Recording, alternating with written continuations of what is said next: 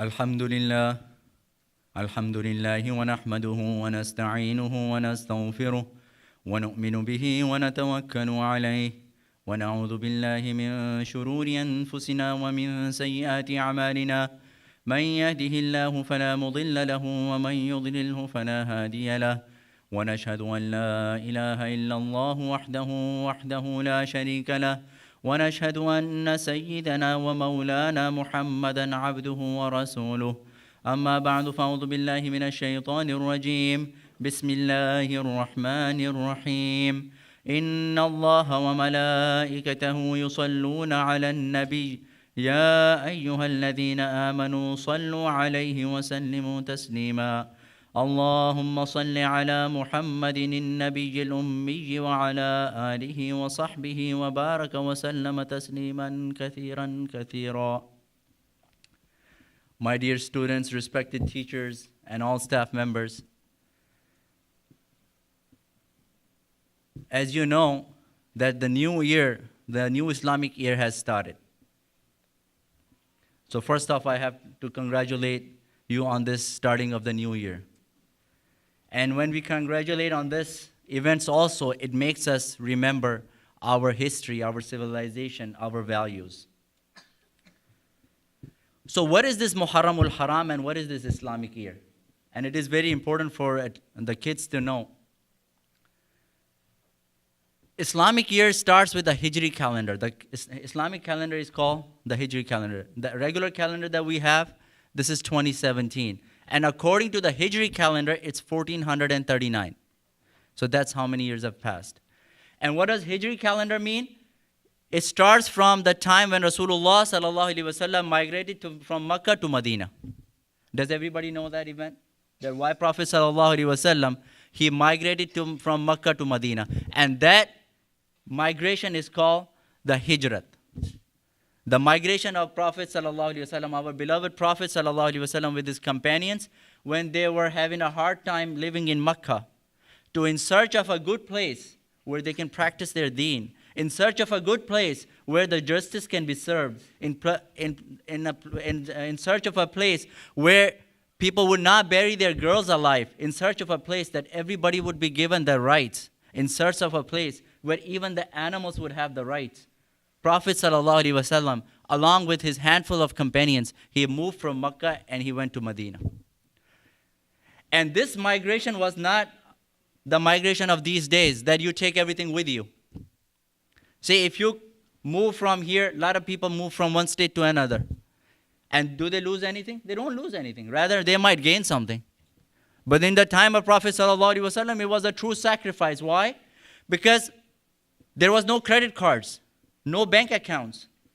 The money was not like the money of this time. You can keep hundreds of dollars, thousands of dollars in your pocket and you can walk around. Back then, there was coins. There was stuff, not the money. So how much stuff can you carry with you? If you carry a lot of stuff, it would be hard on you to carry it along in such a long distance. If you carry too less, then you're going to suffer on the way. So they were carrying a very bare minimum, just enough that's going to take them from Mecca to Medina, enough. So when they came to Medina, they were all empty-handed. So they left their house in Mecca, they left their families in Mecca, their animals in Mecca, all their stuff, the house goods, everything was left in Mecca, and they went to Medina. Why? In search of the goodness, in search of a good environment, right? Just like, a lot of students come here in search of a good school environment. They leave their high school in search of a good environment. Why? Then here, practicing deen becomes easy. Here, your salah becomes easy.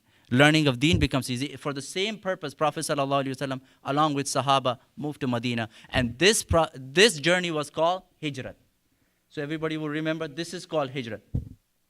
And from this year, our calendar starts. And the first month of this year is Muharramul Haram. What is this month, Muharramul Haram? This is the month of piety.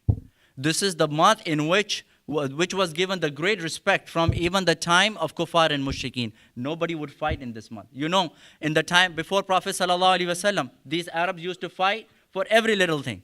If somebody's camel drank water before anybody else's camel, they would fight for how long? Hundreds of years. They would fight just on that little thing, that my camel was supposed to drink water first, and how come your camel drank water? And therefore, that one reason, they would fight for years. 100 years would go by and they would not stop. But in this month of Muharramul Haram, they would give up the fight. They would worship Allah subhanahu wa ta'ala, and they would observe piety and piousness, and they would do the good amal. So this is that special month. So we as a Muslim should observe more good amal, more piety, and we should make ourselves a better person, especially in this month. And there are some beautiful dates that come in this month. For example, the 10th of Muharram. This has a very historical importance. Adam alayhi salam, in a hadith it comes that Adam alayhi salam was born, Allah created him on the 10th of Muharram, and it was a Friday. And the day when everything is going to end, the day of Qiyamah, is going to happen on a Friday, and it would be 10th of the Muharram. The day when Yunus alayhi salam was taken up by the fish for 40 days, and then he was released by the fish, it was the 10th of Muharram, and it was a Friday. The day when Musa alayhi salam and his people were saved from Pharaoh and his cruel army, that was 10th of Muharram, and it was a Friday. So it is a very important day. And the 10th of the Friday, the 10th of Muharram or Haram is the same day in which the grandson of Prophet sallallahu alaihi wasallam, Sayyidina Hussain radiyallahu anhu, was murdered with a lot of cruelty. So this is the day. And so this Muharramul Haram has great importance. And Prophet sallallahu alaihi wasallam used to fast on the 10th of Muharram. How did it start? When Prophet ﷺ went to Medina, people in Medina, majority of them were Yahud. You know Yahud? Jewish people.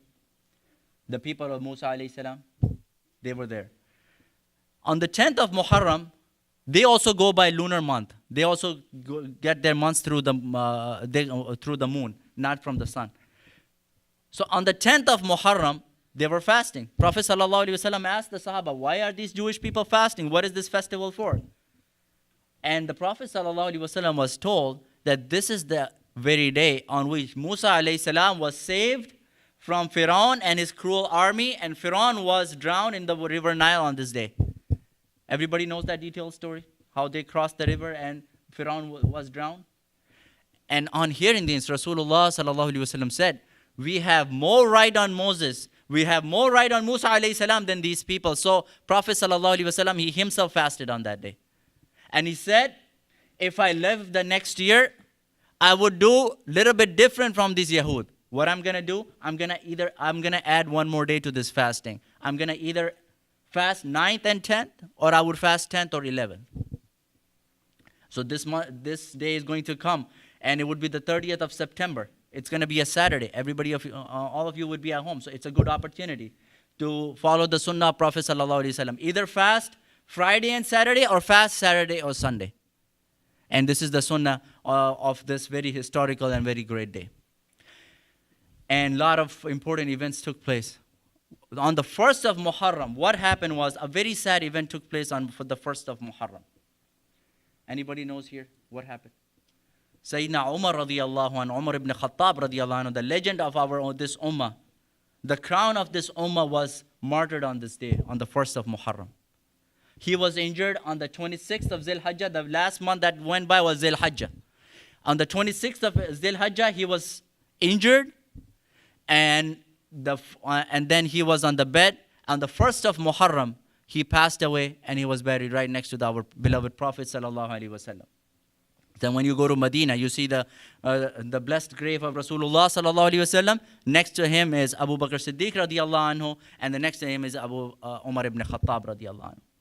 So he was the legend. He was the crown. He was the pride of this ummah. What is the life of Umar ibn Khattab? Umar ibn Khattab radiyallahu anhu's life revolves around courage, bravery, and it revolves around the truth and righteousness. Rasulullah sallallahu alaihi wasallam says that haqq moves itself towards wherever Umar radiyallahu anhu moves himself. Haqq follows Umar radiyallahu anhu. He did not say that Umar follows the haqq. You see? If I say that he he's like a lion. Meaning, I'm trying to say that he's as brave as a lion. Correct? But if I say that his name, whatever his name is, for example, his name is Ayaz. Lion is Ayaz. So it is like opposite metaphor, giving opposite resemblance. Meaning he is more even brave than a lion. So Rasulullah sallallahu alaihi wasallam did not say that whatever Umar says is haq. He says whatever haq is, it follows Umar. Whatever Umar does, haq also does it. That's the right thing. As a result, you will know in the history it says, Allama Suyuti rahimahumullah ta'ala has mentioned 21 places that Umar radiallahu anhu wanted to say something or he said something. And Allah subhanahu wa ta'ala, exact same way, He revealed the ayat of the Quran. Let me tell you a few examples. One time, Umar radiallahu anhu told Rasulullah sallallahu alaihi wasallam that we should pray at Maqam Ibrahim. Who knows what Maqam Ibrahim is? So a few people know what Maqam Ibrahim is. So Maqam Ibrahim is the place, is the stone on which Ibrahim alayhi salam stood and he built the Kaaba. And then from the same very stone, he called people to come for Hajj. So when you go for Hajj, you do the tawaf, you see Maqam Ibrahim. So one time, Umar radiallahu anhu said, Ya Rasulullah, I wish we could pray next to Maqam Ibrahim. We should make this place of the prayer. He says that. And on the other hand, the ayat of Quran comes, وَاتَّخَذُوا مِن مَقَامِ إِبْرَاهِيمَ مُصَلَّى. Make this Maqam Ibrahim the place of worship. Subhanallah. He wants something and Allah subhanahu wa ta'ala does it. One time Umar ibn Khattab radiallahu anhu says, Ya Rasulullah, before this ahkam of covering the scarf and covering the face were not there in the beginning of the Islam. A lot of times the commands of the ahkam of the Islam were not present in the beginning of the Islam and later on they came. So in the beginning the women were not supposed to cover themselves. They would not usually cover themselves. So he went to Rasulullah sallallahu alaihi wasallam and he said, Ya Rasulullah, there's so many different type of people come to your house. And I see your wives have not covered themselves. They come right in front of them. So I wish they would cover themselves. Umar radiallahu anhu says that. On the other hand, the ayat of the Quran comes and he says that, O Prophet, tell your women to cover their faces. One time Umar radiallahu anhu was in his bedroom in the Zohar time. And he was resting. One of his slave, one of his worker, he came to his room without knocking the door. And he felt so uncomfortable that I'm sleeping in my bedroom. Because how do you sleep? You sleep probably in the clothes that you would not come in front of other people. So he was probably sleeping in the types of clothes that he would not come out with. And he did not feel very appropriate for anybody to see him in that condition. And he did not feel comfortable that somebody walking in my room when I'm taking a nap. And the ayat of the Quran came that there are certain times in which you are not allowed to go in people's house without knocking the door. Subhanallah. Umar radiallahu anhu thinks something and he comes. One time a Jewish person, he came to Umar radiallahu anhu and he said, we are the enemies of Jibreel is our enemy. We are his enemy and he is our enemy. Why? Because he makes our complaints to Allah and he brings the adhab, he brings the punishment from Allah to us. So we are his enemy. We're not going to listen to him. And Umar ibn Khattab said, whoever is the enemy of Allah, his angels, his messenger, Mikael and Jibreel, whoever is the enemies of these people, he is the enemy of Allah. And he says that, he goes back, and the ayat of Quran are getting revealed on Prophet sallallahu alaihi wasallam. Man kana aduwwa lillahi wa malaikatihi wa rusulihi wa Jibreel wa Mikala fa inna Allah aduwwa lil kafirin.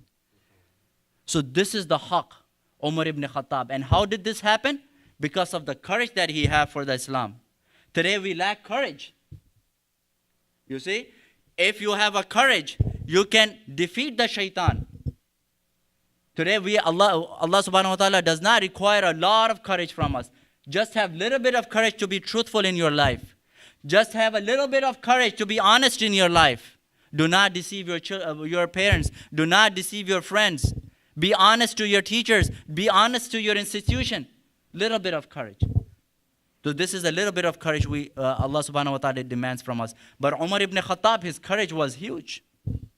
As a result, Rasulullah sallallahu alaihi wasallam said, that on the day of judgment, one time Rasulullah sallallahu alaihi wasallam came in the masjid and he had Abu Bakr Siddiq radiallahu anhu standing on his right side, Umar ibn Khattab on his left side, and Rasulullah sallallahu alaihi wasallam with his right hand, he's holding the hand of Abu Bakr Siddiq. With his left hand, he's holding the hand of Umar ibn Khattab radiallahu anhu.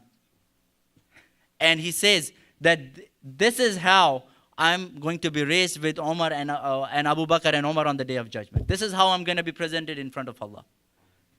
You see, this is how close he gets because of the truthfulness, because how much he changed himself. And you know, with that truthfulness, with the courage, with that inner piety, you can change the destiny that Allah subhanahu wa ta'ala has written. How? Let me tell you this. Rasulullah, after when Umar ibn Khattab radiallahu anhu, actually what happened was, he became the Khalifatul Muslimin, right?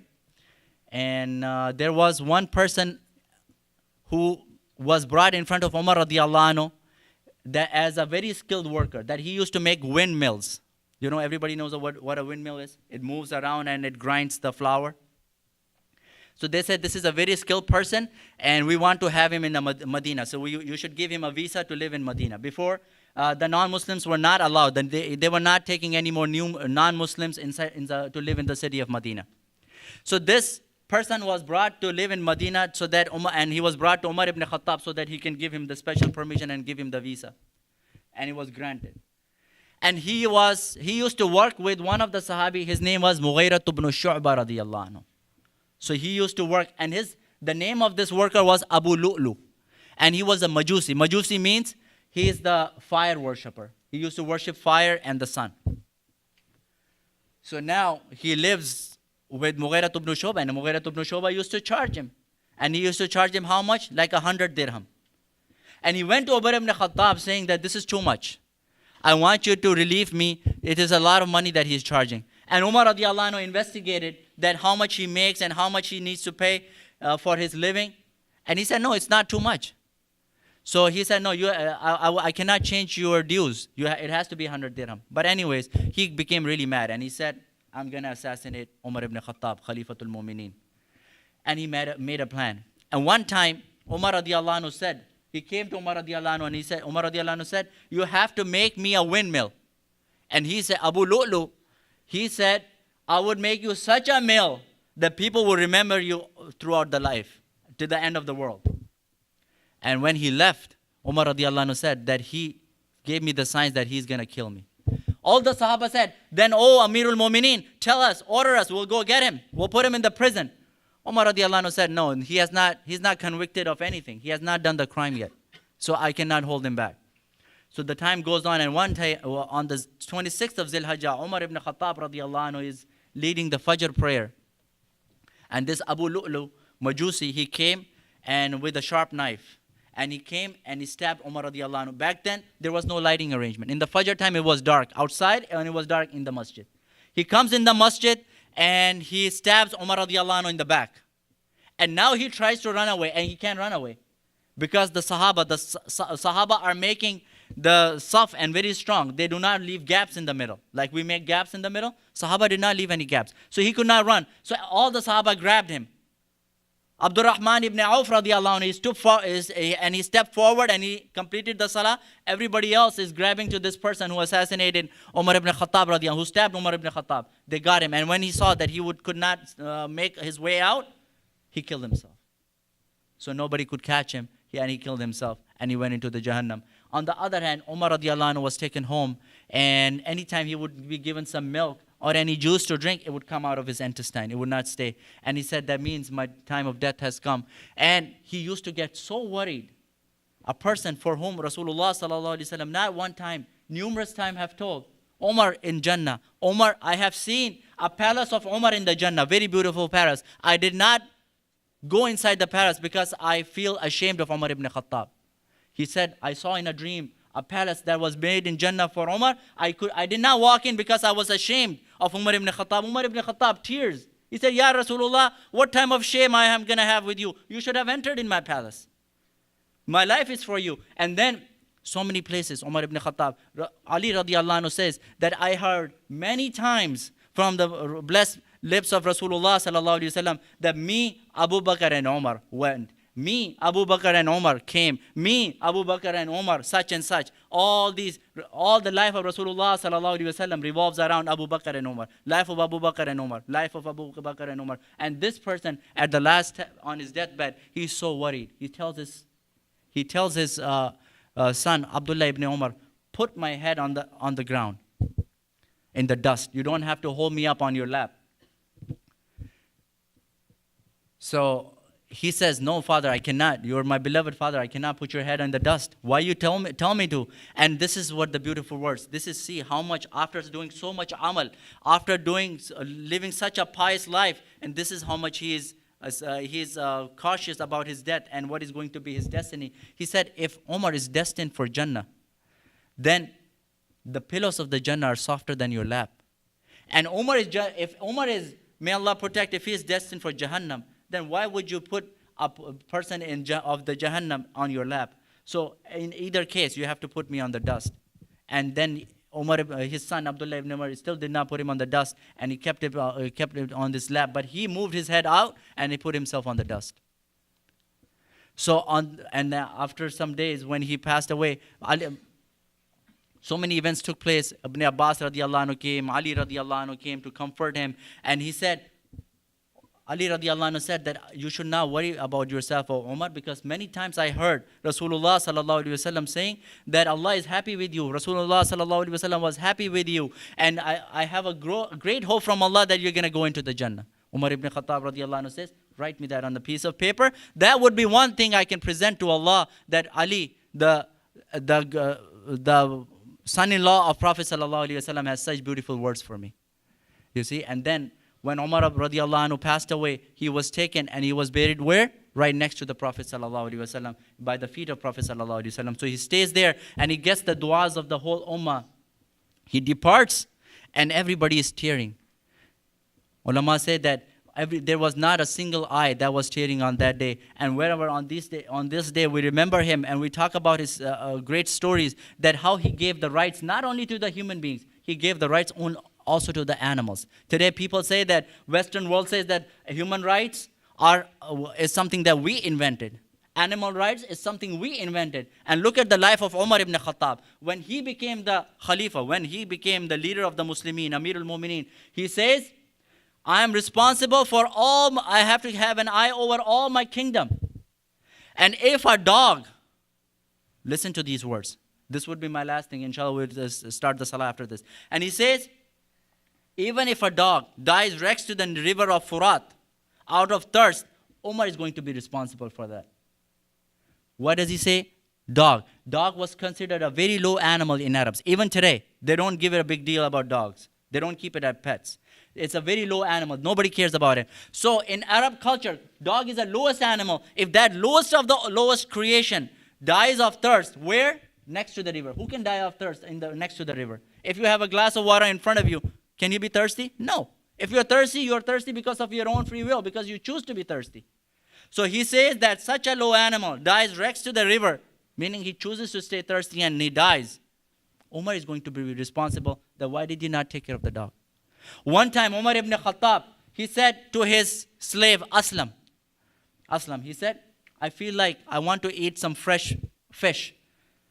Aslam radiallahu anhu, out of the love of Umar ibn Khattab, he ran on his camel and he brought the fish and it was sweating. Umar radiallahu anhu came out to see the camel and camel was sweating. What Aslam did, he gave the camel a shower. But Umar ibn Khattab, his watch was very precise. He saw under the ears of the camel, he saw some sweat. He said, Aslam, why is he sweating? He said, because I rush on it to get the fish. Umar radiallahu anhu said, just to fulfill a desire of a common person like Umar, you give such a hard time to the camel, you make him run so bad that he's sweating up until now. I'm never going to eat fish again in my life. This is what is called the human rights. And this is what is called the animal rights. So somebody who cared about the animals, even the camels. Camels are supposed to run and sweat. And he did not like camels to sweat for him. Dogs can go and drink water from wherever they want. But he even had made himself responsible to feed the dogs and take care of the dogs. So this is what he leaves the stories for us. This is what he teaches us. Be courageous in your life. Be truthful in your life. And be kind to everybody, even to the dogs and the camels and the animals. And don't be harsh to anybody. Wa akhiru da'wana alhamdulillahi rabbil alameen.